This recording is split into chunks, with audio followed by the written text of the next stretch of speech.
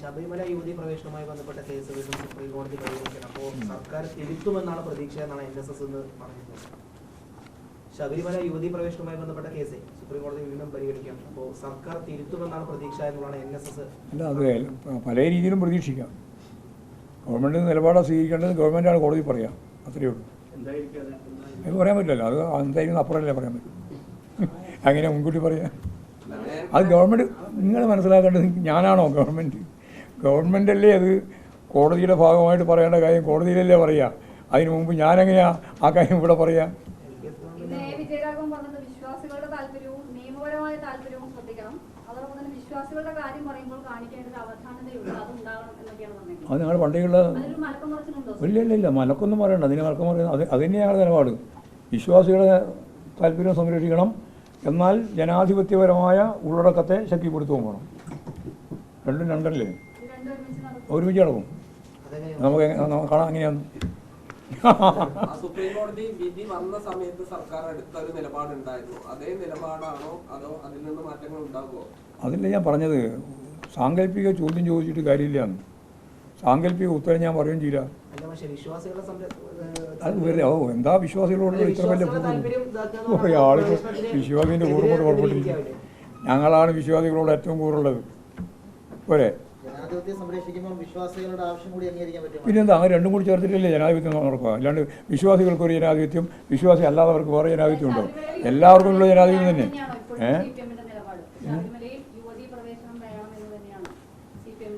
കോടതിൻ്റെ മുമ്പിൽ വരട്ടെ. ഞങ്ങൾ അന്ന് കോടതി പറഞ്ഞ നിലപാട് അടിസ്ഥാനപ്പെടുത്തി കൈകാര്യം ചെയ്തത്, അല്ലാണ്ട് ഞങ്ങൾ പറഞ്ഞ കാര്യത്തെ അടിസ്ഥാനപ്പെടുത്തിയല്ല.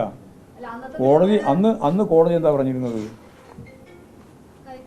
കയറ്റുന്നല്ലേ? അതാ കാര്യം. അല്ല, കോടതി പറഞ്ഞ നിലപാടാണെന്ന്. കയറ്റണ്ടെന്ന് പറഞ്ഞപ്പോൾ കയറ്റണമെന്ന് പറഞ്ഞപ്പോൾ കയറ്റണം. കോടതി നിലപാടാണ് ഞങ്ങൾ എടുക്കുന്നത്, അല്ലാണ്ട് ഞങ്ങൾ ഇന്ന നിലപാട് സ്വീകരിച്ചു എന്ന് നമ്മൾ പറഞ്ഞിട്ടില്ല.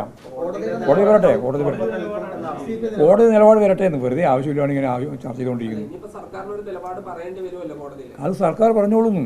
നിങ്ങളെന്തിനാ വേവരപ്പെടുന്നു? ഇന്ന് തന്നെ വാർത്തയാക്കേണ്ട പല കാര്യമുണ്ട്.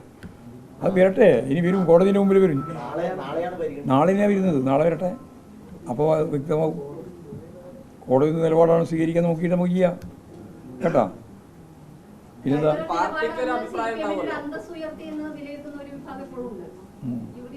അങ്ങനെ പല ഞങ്ങളുടെ അന്തസ്സ് എത്രയോ കാലമായിട്ട് ഉയർന്നുകൊണ്ടിരിക്കുകയാണ്. ഇങ്ങനെ അതാ അത് പറയാൻ വേണ്ടിയിട്ടാണ്. അത് ഇടയ്ക്ക് ഇടിഞ്ഞു പോയിന്നാ ഞങ്ങൾ ഒരേ നിലപാട് സ്വീകരിച്ച് ജനാധിപത്യപരമായ അന്തസ്സാണ് ഞങ്ങൾ ഉയർത്തിപ്പിടിക്കുന്നത്. അല്ലാണ്ട് വേറെ എന്താ അന്തസ്സ് വന്നിരിക്കുന്നു? ഫ്യൂഡൽ അന്തസ്സൊന്നുമല്ല, ജനാധിപത്യ അന്തസ്സ്. ആ അന്തസ്സ് ഉയർത്തിപ്പിടിച്ചുകൊണ്ടാണ് CPM ഉൾപ്പെടെയുള്ള ഇടതുപക്ഷ ജനാധിപത്യത്തിന് മുന്നോട്ട് പോകുന്നത്. ഇനി അങ്ങനെ പോകും, അത്രയേ ഉള്ളൂ. ശരി. ഓഡിറ്റ് റിപ്പോർട്ട് എന്നൊരു ഓഡിറ്റ് റിപ്പോർട്ടായിട്ട് കണക്കാക്കുന്നില്ല. ഇപ്പം ഇന്നത്തെ പത്രക്കുറിപ്പ് വായിച്ചു നോക്ക്. അതെ, അതാ പറഞ്ഞത്. അതെന്താണെന്നുള്ളത് പറഞ്ഞു. അതിൻ്റെ ഭാഗമായിട്ട് പരിഹരിക്കപ്പെടേണ്ടുന്ന ഒരുപാട് പ്രശ്നം അവർ പറഞ്ഞിട്ടുണ്ട് ഇന്ന്. അതെന്താ പറയാതെ? നിങ്ങൾ പറഞ്ഞ 1 ലക്ഷം രൂപ പിണറായി വിജയനെ കട്ടിലിന് വേണ്ടി ഉപയോഗിച്ചെന്നല്ലേ? ഇമാതിരി എന്ത് കളവും പറയാൻ യാതൊരു മടിയില്ലാതെ കുറേ മാധ്യമ ശൃംഖലകളുണ്ട് ഇവിടെ. 1 ലക്ഷം രൂപ നിങ്ങൾ വെറുതെ പറയണ്ട. 1 ലക്ഷം രൂപ പിണറായി വിജയൻ്റെ കട്ടിലിന് വേണ്ടി ഉപയോഗിച്ചു എന്ന് പറയുന്നത് ഇപ്പോൾ പത്രക്കുറിപ്പിൻ്റെ ഭാഗമായിട്ട് നിങ്ങളെന്താ അത് തിരുത്താതെ? ഞാൻ പറയുന്നത് കേൾക്ക്. നിങ്ങൾ തിരുത്താതെ എന്താ? അത് റിപ്പോർട്ട് പൂർണ്ണമാവണമെങ്കിൽ അതിൻ്റെ ഭാഗമായിട്ട് മുഴുവൻ കാര്യം ചെയ്യണ്ടേ? അത് ചെയ്തില്ല എന്ന് അവരെന്നെ പറയില്ലേ? അതിൻ്റെ വൗച്ചർ പൂർണ്ണമായിട്ടും കിട്ടിയിട്ടില്ല. ഏത് ടീമാണ് കലാപരി അവതരിപ്പിച്ചത്, ഏത് ടീമാണ് കലാപരി റദ്ദ് ചെയ്തത് എന്നുൾപ്പെടെ പറയാൻ പറ്റിയിട്ടില്ല. എന്നിട്ടാണ് പിന്നെ ഓഡിറ്റ് റിപ്പോർട്ട് പൂർണ്ണമാണെന്ന് പറയുന്നത്. ഓഡിറ്റ് റിപ്പോർട്ട് പൂർണ്ണമല്ല, അതാ പറഞ്ഞത്.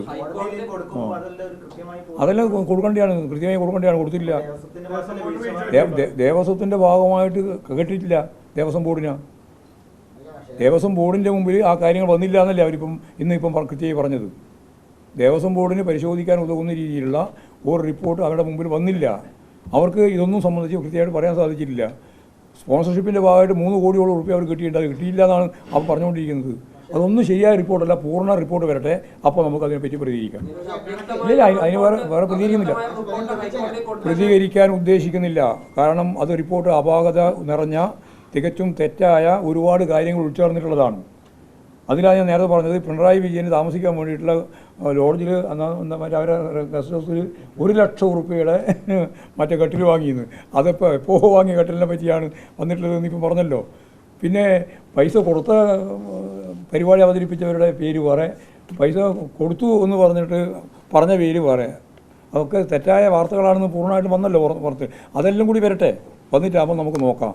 വന്നിട്ട് എന്തെങ്കിലും പരാതി എവിടെയെങ്കിലും പരാതിയോ അല്ലെങ്കിൽ പെശകോ ഉണ്ടെങ്കിൽ അതൊക്കെ തിരുത്തി വരും കേട്ടോ.